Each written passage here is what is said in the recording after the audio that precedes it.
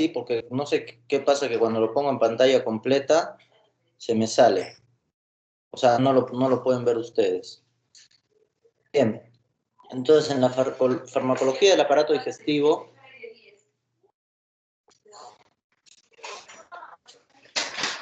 en la farmacología del aparato digestivo vamos a tener varios tipos de receptores en la célula gástrica, ¿sí? Vamos a tener el receptor de gastrina, de acetilcolina, vamos a tener el receptor de histamina y el receptor de prostaglandina E2. El receptor de histamina, acetilcolina y gastrina producen aumento en la secreción del ácido gástrico, el ácido clorhídrico, ¿sí? La acetilcolina y gastrina actúan sobre la entrada de calcio, o sea, con la entrada de calcio. Esto va a actuar sobre la proteína quinasa y la bomba de ATP. Y la gastrina va a actuar en el ATP cíclico, ¿sí? Igual en proteína quinasa. La prostaglandina E2 inhibiendo, ¿sí?, la producción de ácido gástrico, ¿ya? Estos 4 receptores tienen que estar claros. Bien. Entonces, como hemos visto en el anterior cuadro, la histamina va a actuar a través del receptor H2, ¿sí? La acetilcolina a través de un receptor que es el receptor muscarínico, no nicotínico. La gastrina a través del receptor de la colecistoquinina 3. Y la prostaglandina va a inhibir la enilato ciclasa y es un vasodilatador. ¿Ya?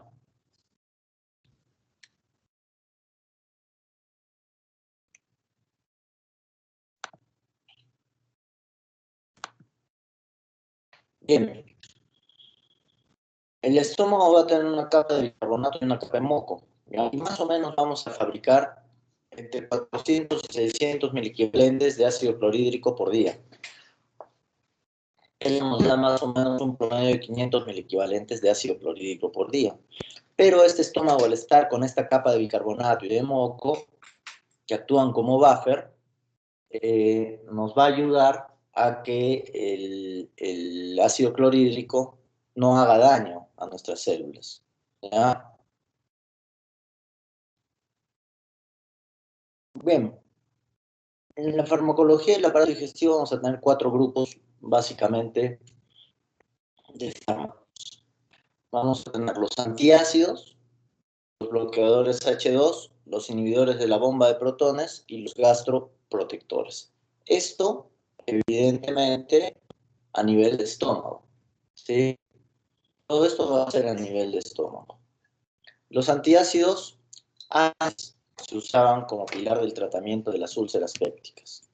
Hoy por hoy, como ya saben, esto ha ido siendo desplazado y en realidad son la última opción, ¿sí?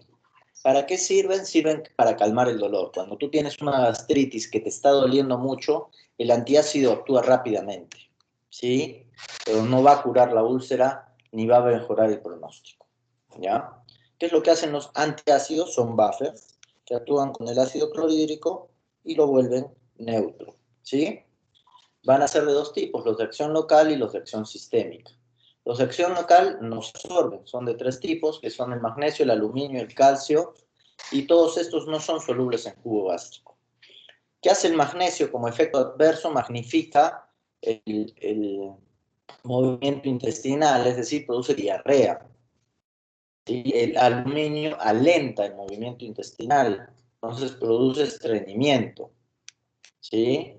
Entonces, magnesio Mg magnifica, aluminio L alenta, ¿ya? Usen esa mnemotecnia porque es importante que la tengan en cuenta, ¿ya? Esto que es por eso que se usan combinados. O sea, nosotros damos una combinación de sulfato de magnesio con aluminio, ¿sí? Para evitar esas diarreas y estreñimientos que nos suelen producir como evento adverso, ¿ya? ¿Qué va a hacer el aluminio? Nos va a llevar el pH hasta 4. Y esto va a disminuir un fenómeno de rebote, Y ahora les voy a decir qué es el fenómeno de rebote. Y además produce una acción de emulsente. De emulsente es que esa capa de moco protectora del estómago, ¿ya? Y el magnesio llega hasta 5 y puede dar un fenómeno de rebote también, ¿ya? Se combinan por efectos de estreñimiento y diarrea. ¿Cómo es este fenómeno de rebote? Cuando ustedes bajan o suben el pH drásticamente, el organismo va a tratar de compensarlo y produce más ácido clorhídrico. Entonces hay que tener mucho cuidado, porque como con estas drogas no estamos inhibiendo la producción de ácido clorhídrico, se va a producir más ácido clorhídrico. Y esto sí aumenta la posibilidad de daño a ese paciente. Va a calmar el dolor un rato y después va a ser peor, ¿ya? Como ya hemos visto, los efectos adversos son diarrea, estreñimiento, ¿ya? El aluminio, está contraindicado el aluminio y el magnesio en pacientes con insuficiencia renal crónica. No demos, sí, por favor, no demos ninguna de estas drogas para el tratamiento de la dispepsia, del dolor de tipo urente, de la úlcera, en pacientes con insuficiencia renal crónica, porque son metabolizados primordialmente por el riñón y se acumulan. Y esa acumulación, sobre todo en el aluminio, va a producir demencia y osteomalacia. ¿Ya? La hipernesemia lo que te puede producir es parálisis muscular e incluso trastornos en la conducción cardíaca. Entonces, muy cuidado en los pacientes con insuficiencia renal crónica, tener un poquito de cuidado y tratar de no dar. Tienen otras opciones que realmente son mejores. Un segundito. Aló.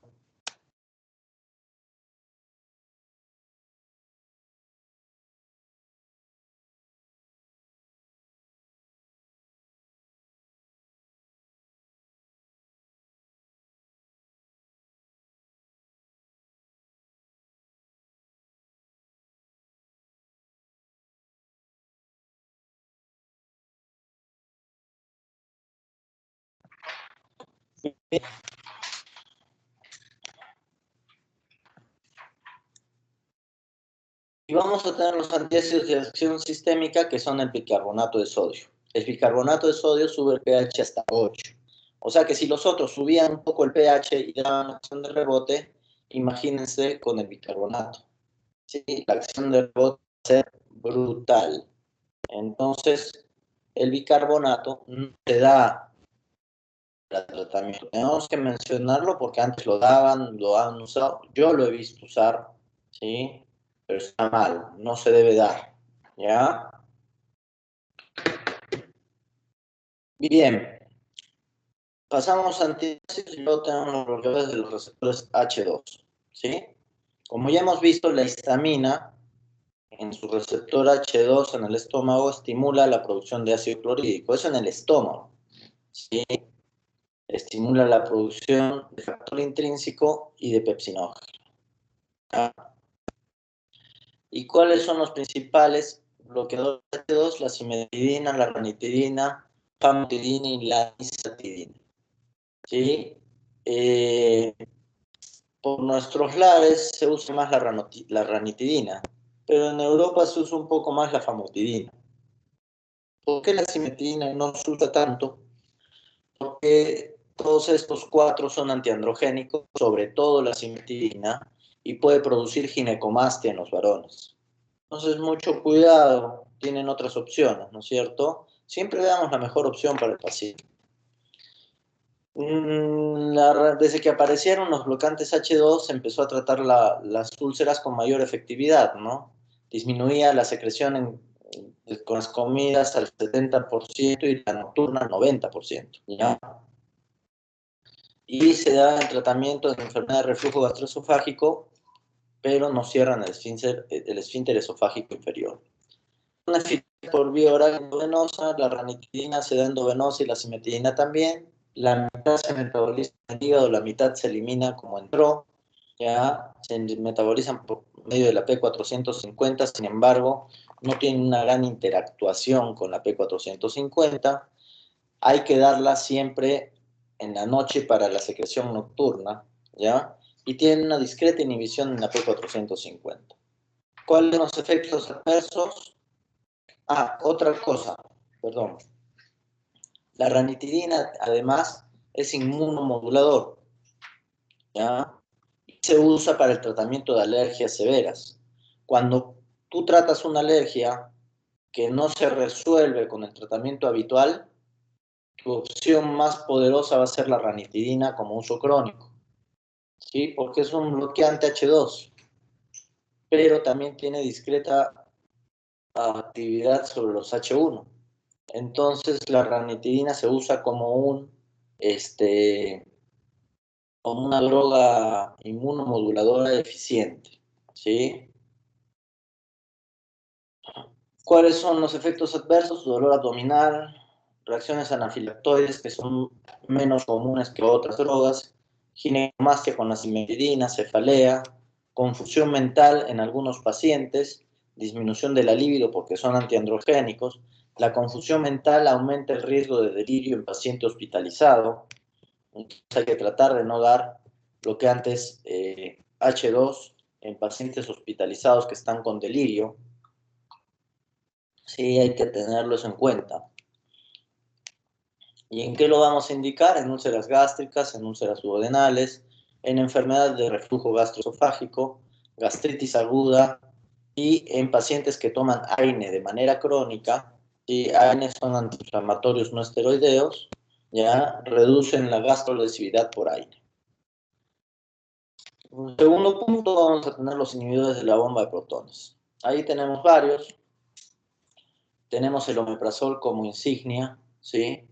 El pantoprazol, el lansoprazol, el esomeprazol, el rabeprazol. El que mejor biodisponibilidad y hemodinamia y farmacodinamia tiene es el esomeprazol, ¿sí? El omeprazol suele producir alergias y además el omeprazol está contraindicado en pacientes que toman warfarina o que toman clopidogrel, que son dos drogas anticoagulantes o inhibidores plaquetarios para el tratamiento de diferentes enfermedades como tromboembolismos, trombosis venosas, infartos agudos del miocardio. Entonces, en esos pacientes que además, como los estás anticoagulando, tienen mayor riesgo de hemorragia digestiva, no hay que darles omeprazol. Se le puede dar las otras, pero lo mejor es la ranitidina, que tiene menos interactuación, ¿sí? Con estas drogas, ¿ya? De primera generación es omepra, segunda panto y lanzo, y tercera es omeprazol y rabeprazol. Estas drogas se deben abrir sí o sí en el duodeno, ¿ya? Entonces, porque a veces cuando mis enfermeras me dicen, doctor, ya le pasamos ya por sonda, el paciente ya está mejor, está despierto, ya está gastando mucho, es particular, pasemos el omeprazol por sonda. No, porque la sonda llega al estómago, ¿sí? Y si ustedes ven, el omeprazol viene en una cápsula que se abre sí o sí en el duodeno. Si se abre en el estómago, se inactiva y ya no sirve para nada, ¿sí? Porque llega una prodroga, ¿sí? Y el pH alcalino del intestino va a liberar la droga, porque el duodeno ya es alcalino, el estómago es ácido, el duodeno es alcalino. ¿Sí? Ustedes abren y botan las bolitas por la sonda nasogástrica y llega al estómago, se inactiva y es como que no le dieron nada. Entonces, para eso se le da endovenoso. ¿Ya? Hay que tener en cuenta eso, por favor. ¿Ya? Se lleva una prodroga que se va a activar combinándose con grupos sulfidrinos de cisteína y se va a unir irreversiblemente, ¿sí? Irreversiblemente a la bomba de protones. ¿Qué quiere decir esto? Que la va a inhibir por lo menos 24 horas hasta que se creen nuevas bombas de protones. ¿Ya? Por eso es más efectivo. Por eso son más efectivas estas drogas inhibidoras de la bomba de protones, porque al menos inhiben durante 24 horas la bomba de protones. Y cuando ya lo has usado varios días, al tercer, cuarto, quinto día, ya todas las bombas de protones están inhibidas y prácticamente no hay secreción ácida. Doctor, ¿y el estómago se vuelve alcalino? Se vuelve más alcalino. ¿Un efecto de rebote? Sí, debería haber, pero las bombas están inhibidas, así que no se va a producir ácido clorhídrico. Inhibido, ¿no es cierto? Entonces, esa es una buena opción. ¿Ya? Entre 5 y 7 días para inhibir todas las bombas. Hay pacientes que necesitan menos dependiendo del peso. ¿Ya? Bien, el tratamiento es de 6 a 8 semanas. La secreción por comidas le inhibe entre 80 y 95%, y se acuerdan que las inhibidores H2 lo inhibían más o menos 70%, ¿sí? Y inhibe el 100% de la secreción nocturna, ¿ya? No hay fenómeno de rebote y es mejor para tratar la alergia porque puede producir constricción un poco mayor del esfínter esofágico inferior. Contraindicado, ¿sí? Por favor, con warfarin y clopidogrel. ¿Sí? Se puede dar por vía oral o endovenosa, se metaboliza igual que la ranitidina, pero el omeprazol interactúa mayor, inhibe más y puede aumentar peligrosamente los niveles de clopidogrel y warfarin en sangre. ¿Ya? Dura casi 24 horas. Y las indicaciones son esas, ¿sí? En pacientes en ventilación mecánica, pacientes que tienen drogas gastrolesivas, en ellos se indica. ¿Qué tenemos que tener en cuenta y mucho cuidado en los efectos adversos, sobre todo de los inhibidores de bomba de protones y de los antihistamínicos H2, como ranitidina, cimetidina?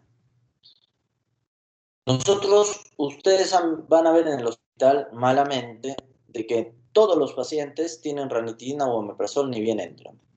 ¿Ya? ¿Qué pasa con esto? Cuando nosotros damos estas drogas, el pH ácido del estómago se deshace de un montón de bacterias, ¿sí? Y disminuyen eso el riesgo de neumonías. Cuando nosotros damos estos inhibidores, aumentamos el riesgo de neumonía intrahospitalaria en 17%. Es decir, nada despreciable. 1 de cada 6 pacientes va a ser una neumonía intrahospitalaria. Y las neumonías intrahospitalarias son por gérmenes multidrogo resistentes en su mayoría, por lo menos en nuestros hospitales acá en Arequipa, y te terminan matando al paciente. Un paciente que vino por una cosa sale muriendo por otra cosa. Entonces, muchísimo cuidado. Una vez que el paciente ya tiene una vía oral, está comiendo, ¿sí? O el paciente simplemente viene comiendo, vino por un shock séptico, por una infección urinaria, por ejemplo, ¿sí? Y está comiendo, entonces no hay que darle a ninguna de estas cosas, porque va a aumentar su riesgo de neumonía intrahospitalaria. ¿Ya? Y quieren ustedes cambiar el transcurso de la medicina en nuestra ciudad. ¿Sí? Yo ya puse mi granito de arena, ustedes tienen que poner el suyo. Bien, y tenemos los gastroprotectores.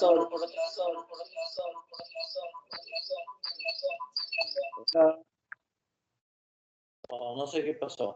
Bien, tenemos los gastroprotectores que forman una capa protectora y además liberan prostaglandinas. Ahí tenemos al sucralfato, que es más usado, ¿ya? Tiene hidróxido de aluminio con sacarosa sulfatada, ¿ya? Se da por vía oral, puede producir un poco de diarrea. Acá hemos visto que de estreñimiento, perdón, hemos visto que el aluminio alenta el movimiento y el peristaltismo intestinal, van a aumentar el pH y tiene una eficacia similar a la ranitidina, ¿ya? Tampoco hay que dar en insuficiencia renal, ¿no? Porque es que producía osteomalacia y demencia, ¿sí? Entonces, mucho cuidado con el aluminio, ¿ya? Es importante porque el sucralfato se activa en pH ácido, ¿sí? Y ahí va a actuar a elevar el pH. Entonces, también hemos visto que muchas personas dan sucralfato y dan omeprazol, ¿ya? El sucralfato impide de que se active el omeprazol y el omeprazol, al bajar el pH, impide que se active el sucralfato. Entonces, no se pueden dar o no se deberían dar, de poder todo se puede, pero no se debería dar sucralfato más omeprazol, ¿ya? Después tenemos el bismutol, protege la mucosa gástrica, estimula la síntesis de prostaglandina y además es bactericida contra el Helicobacter pylori y se usa en los tratamientos del Helicobacter pylori. ¿Ya? Los efectos adversos nos va a dar un sabor metálico en la sangre, las heces negras u oscuras o plomas, que parece hemorragia digestiva. No se asusten, ya lo que yo he podido probar, que he tomado alguna vez bismutol, es ese sabor metálico, es como si estuvieras chupando un pedazo de metal asqueroso. A ver, chupen una cuchara y así se siente horrible. ¿Ya? Y luego tenemos las prostaglandinas, que es básicamente el misoprostol, dura 6 horas, pero el misoprostol además produce abortos, ¿sí? Porque para desencadenar el trabajo de parto y abrir el cuello uterino, depende de prostaglandinas, sobre todo dentro de las primeras 20 semanas. Entonces, si ustedes dan misoprostol a una paciente gestante, va a abortar. Y de hecho, que en los abortos clandestinos o en protocolos de abortos en otros países se usa, o los mismos ginecólogos, no en protocolo de aborto, sino para sacar un aborto frustro, o sea, quiere decir que ha abortado el paciente, el bebé está muerto pero no sale, se le pone misoprostol en el cuello uterino para dilatar el cuello y desencadenar el trabajo de parto, ¿ya? Entonces, es una buena droga, pero hay que tener mucho cuidado. Ya, mucho cuidado con el misoprostol. Bien, esa es la farmacología gástrica. ¿Hasta acá alguna pregunta, chicos?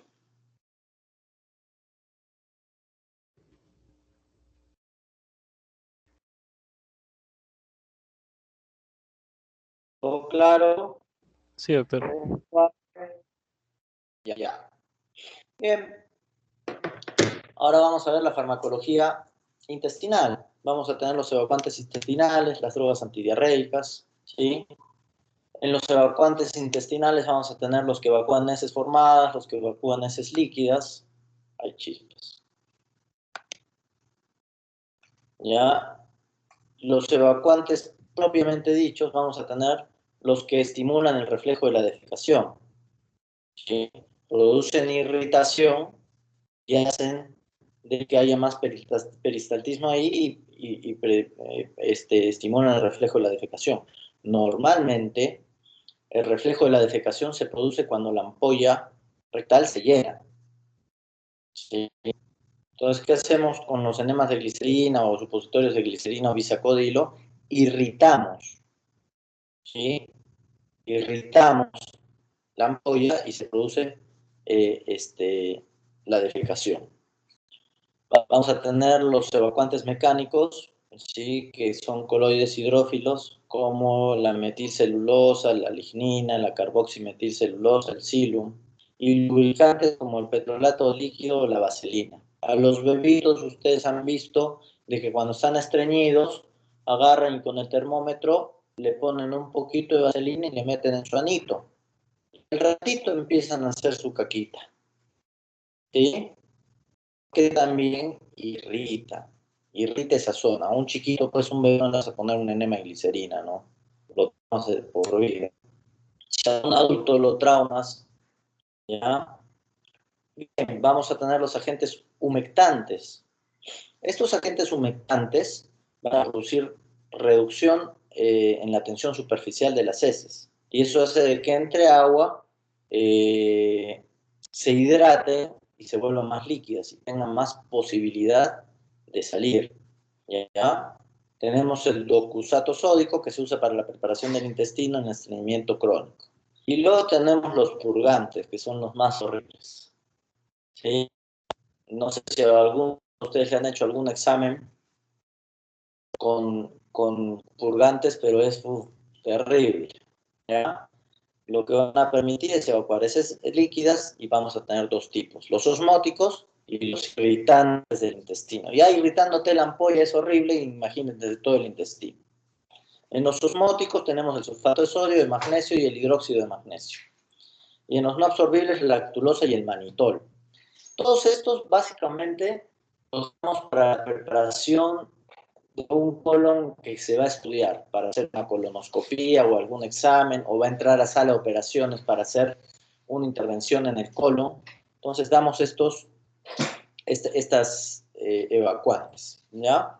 La defecación se va a producir de 2 a 5 horas después de las sales minerales. También vamos a tener la lactulosa, que es uno de los más usados, ¿sí? Y la lactulosa va a demorar aproximadamente entre 8 y 12 horas en hacer su efecto, ¿ya? Se usa básicamente en pacientes cirróticos, porque los pacientes cirróticos tienen que hacer deposición al menos una vez al día, ¿sí? Porque el circuito enterohepático se vuelve a absorber el amonio y ese hígado que está quemado, ese hígado que está insuficiente, no puede metabolizarlo. Entonces ese amonio se va al cerebro y se produce edema cerebral y se produce la encefalopatía hepática. Si el sistema enterohepático nos ayuda a que no se absorba tanto, es decir, si salen las heces frecuentemente, entonces va a absorber menos amonio y va a haber menos riesgo de encefalopatía hepática, ¿ya? Después tenemos a los purgantes irritantes del intestino, que son el aceite de ricino, que se llama ricinoleína. Este es un triglicérido que se va a juntar con la lipasa pancreática y se van a liberar 3 moléculas. Estos solo sirven en el intestino delgado y actúa 2 a 5 horas después de tomar. Tenemos también el bisacodilo, que se absorbe en el intestino y se mete al colon.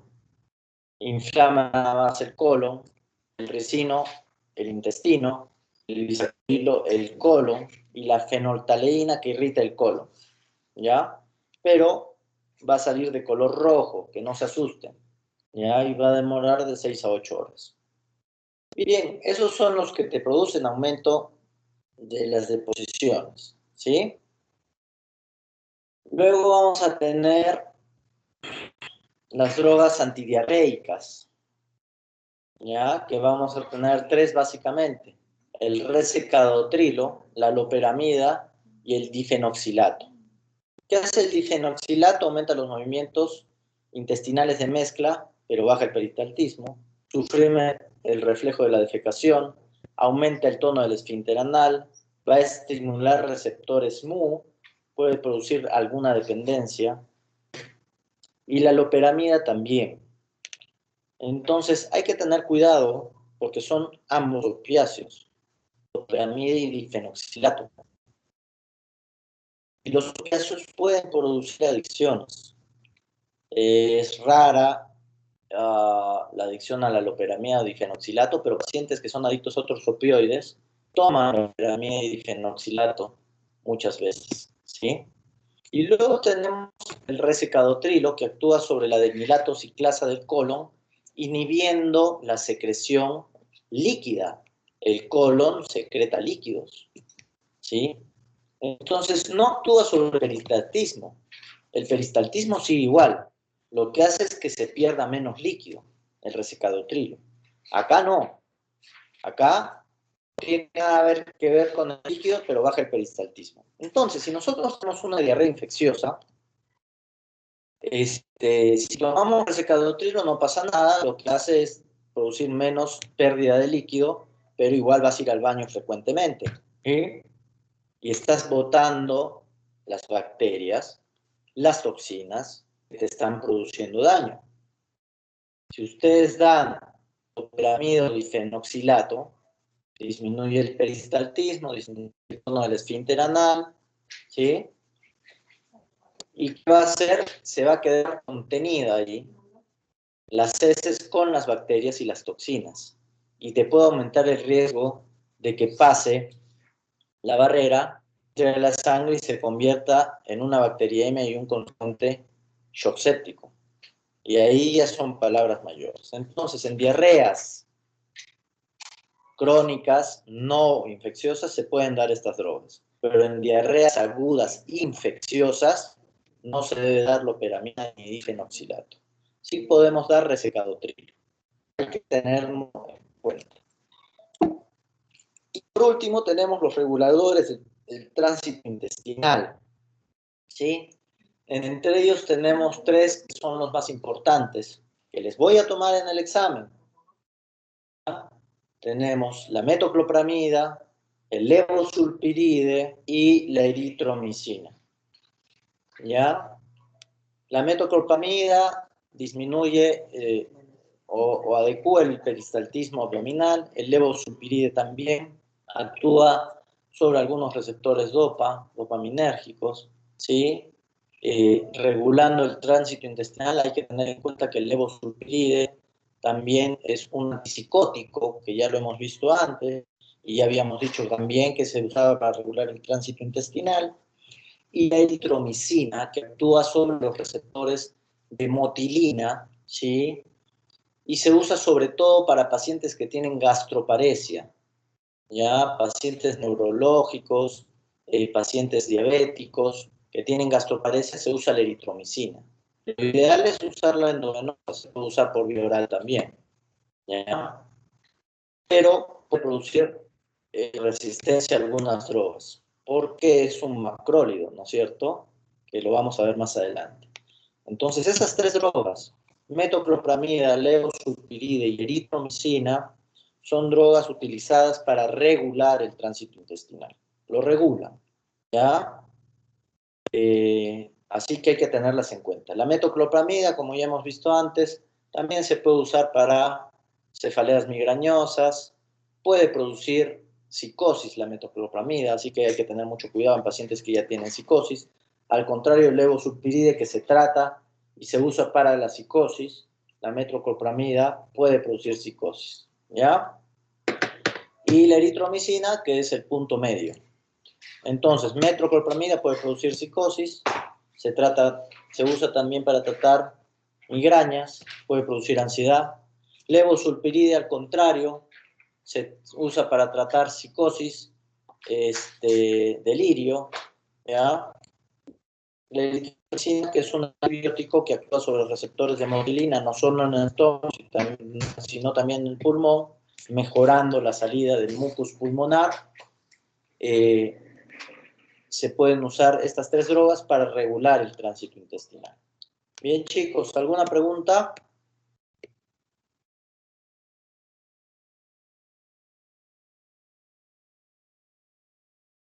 ¡Yujú! Al parecer no, doctor. Ya. Doctor, Sí. ¿la eritromicina sobre qué receptores actuaba? Motilina. Los receptores de motilina son aquellos encargados de mover los cilios, ¿sí? Y del tránsito intestinal en el peristaltismo.